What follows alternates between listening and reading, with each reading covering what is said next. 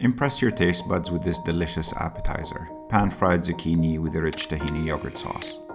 Pick the freshest zucchini you can find. To make the tahini sauce, in a bowl, mix tahini with water until a light, thick mixture forms. Add the salt and the lemon juice and mix until smooth. Add the yogurt and whisk.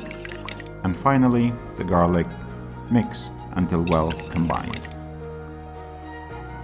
Next, trim a zucchini, chop into equal discs, sprinkle with salt on both sides, and let rest to draw some moisture out. Using kitchen paper, pat dry. Pan-fry the zucchini until golden brown on both sides. To serve, add tahini to the plate, top with the zucchini, add more tahini to cover, sprinkle with paprika and oil, scoop it up with pita, and enjoy.